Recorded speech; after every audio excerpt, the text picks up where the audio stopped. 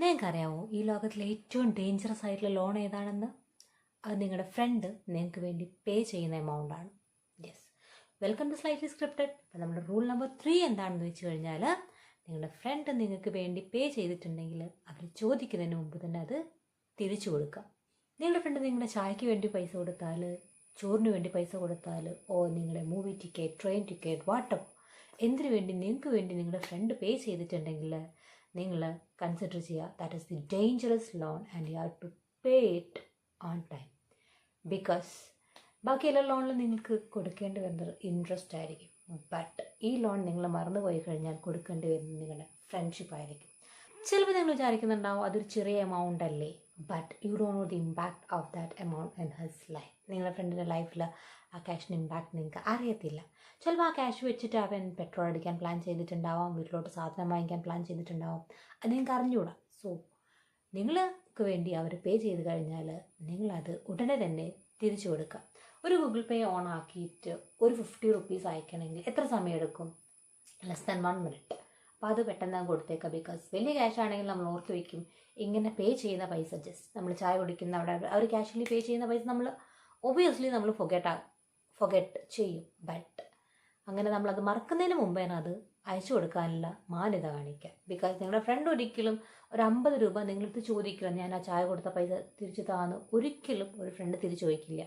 But അവരുടെ ഉള്ളിൽ എപ്പോഴെങ്കിലുമൊക്കെ തോന്നിയിട്ടുണ്ടാവും ആ ക്യാഷ് അവൻ തിരിച്ചു തന്നിട്ടുണ്ടെങ്കിലോ.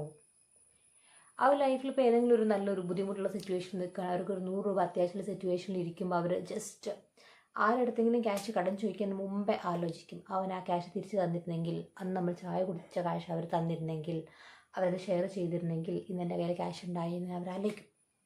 സോ എമൗണ്ട് ചെറുതാണെന്ന് നമുക്ക് തോന്നും, ബട്ട് അവർക്ക് ചിലപ്പോൾ ആ എമൗണ്ട് വലുതായിരിക്കും. അവർക്ക് പല പ്ലാൻസും ആ എമൗണ്ട് കൊണ്ടുണ്ടാവും. സോ നിങ്ങൾ ചെയ്യേണ്ട കാര്യം, എന്നപ്പോൾ നിങ്ങളുടെ ഫ്രണ്ട്സ് നിങ്ങളുടെ ബില്ല് പേ ചെയ്ത് കഴിഞ്ഞാൽ ഇമ്മീഡിയറ്റ്ലി നിങ്ങളത് തിരിച്ചു കൊടുക്കുക. അവരെ കൊണ്ടത് ചോദിക്കാനുള്ള സിറ്റുവേഷൻ ഉണ്ടാക്കാതിരിക്കുക. ബിക്കോസ് ചോദിക്കുമ്പോൾ ദേ വിൽ ഫീൽ ഗോഡ്, അവർക്ക് ഭയങ്കര ബുദ്ധിമുട്ടായി തോന്നും തിരിച്ചു ചോദിക്കാൻ വേണ്ടിയിട്ട്. ബിക്കോസ് നിങ്ങൾ നല്ല ഫ്രണ്ട്സാണ്. ഇതിനേക്കാൾ ഫണ്ണി ആയിട്ട് വേറൊരു കാര്യമുണ്ട്. എപ്പോഴും നിങ്ങൾക്ക് വേണ്ടി പേ ചെയ്യുന്നൊരു ഫ്രണ്ട് നിങ്ങൾക്ക് എല്ലാവർക്കും ഉണ്ടാവും. എല്ലാ തവണയും പേ ചെയ്യുന്നൊരു ഫ്രണ്ട്. റെസ്റ്റോറൻറ്റിൽ പോയാൽ, മൂവിക്ക് പോയാൽ എപ്പോഴും നിങ്ങൾക്ക് വേണ്ടിയിട്ട് ആ ഫ്രണ്ട് പേ ചെയ്തുകൊണ്ടേയിരിക്കും. ബട്ട് നിങ്ങൾ ആലോചിക്കേണ്ട കാര്യം, അത് ഫ്രണ്ട്ഷിപ്പാണ്, സബ്സ്ക്രിപ്ഷൻ അല്ല. നിങ്ങൾക്ക് വേണ്ടി പേ ചെയ്യാൻ സബ്സ്ക്രിപ്ഷൻ പോലെ നിങ്ങൾ ഒരാളെ കൂടെ കൊണ്ട് നടക്കുന്നുണ്ടെങ്കിൽ നിങ്ങളുടെ ഫ്രണ്ട്ഷിപ്പ് ഒരു ഡേഞ്ചറിലൂടെയാണ് പോയിക്കൊണ്ടിരിക്കുന്നത്. അത് നിങ്ങളുടെ ബെസ്റ്റ് ഫ്രണ്ടൊക്കെ ആയിരിക്കാം, ബട്ട് റിമെമ്പർ ദാറ്റ് അത് നിങ്ങളുടെ ബെസ്റ്റ് ഫ്രണ്ട് മാത്രമാണ്, ATM മെഷീൻ അല്ല. സോ നിങ്ങളുടെ റെസ്പോൺസിബിലിറ്റിയാണ് നിങ്ങൾക്ക് വേണ്ടി ഫ്രണ്ട് പേ ചെയ്യുന്നുണ്ടെങ്കിൽ അത് ഓർത്ത് വെച്ചിട്ട് തിരിച്ചു കൊടുക്കുക എന്നുള്ളത്. അവരെ കൊണ്ട് ചോദിക്കാനുള്ള ഇട വരുത്തരുത്. നിങ്ങളുടെ ഫ്രണ്ട് ചിലപ്പോൾ ഏതെങ്കിലും ഒരു സിറ്റുവേഷനിൽ കഷ്ടപ്പെട്ട് ബുദ്ധിമുട്ടി ക്യാഷ് ചോദിക്കുമ്പോൾ നീ പറയും, ഒന്ന് ഓർമ്മിപ്പിച്ചേനെങ്കിൽ ഞാൻ അപ്പം തന്നെ അയച്ചു തരാം. വൈ? നിങ്ങൾ എന്തുകൊണ്ടത് ഫൊഗെറ്റ് ചെയ്തു? ബിക്കോസ് നിങ്ങൾക്ക് ഒരു ക്രിക്കറ്റ് സ്കോർ ഓർമ്മയുണ്ടാവും, മാച്ച് നടന്ന ഡേറ്റ് ഓർമ്മയുണ്ടാവും, ഈവൻ നിങ്ങളുടെ എക്സിൻ്റെ ബർത്ത്ഡേ പോലും ഓർമ്മയുണ്ടാവും. ബട്ട് നിങ്ങളുടെ ഫ്രണ്ട് നിങ്ങൾക്ക് വേണ്ടി പേ ചെയ്തൊരു ക്യാഷ് നിങ്ങൾ ഫൊഗെറ്റ് ചെയ്തു. നിങ്ങളുടെ ഏതെങ്കിലും ഫ്രണ്ട് നിങ്ങൾക്ക് വേണ്ടി എപ്പോഴും പേ ചെയ്തിട്ടുണ്ടെങ്കിൽ, അല്ലെങ്കിൽ നിങ്ങൾക്ക് വേണ്ടി എപ്പോഴെങ്കിലും ക്യാഷ് ലെൻഡ് ചെയ്തിട്ടുണ്ടെങ്കിൽ അത് അവരുടെ ജനറോസിറ്റിയാണ്. ബട്ട് ഒരിക്കലും don't consider it as A budget plan. നിങ്ങളൊരു ബഡ്ജറ്റ് പ്ലാൻ ആക്കിയാൽ നിങ്ങൾ ഒരിക്കലും കൺസിഡർ ചെയ്യാതിരിക്കുക. And don't even abuse that. അത് അബ്യൂസ് ചെയ്യുന്നതിനെ പറ്റി നിങ്ങൾ ഓർക്കാൻ പോലും പറ്റത്തില്ല.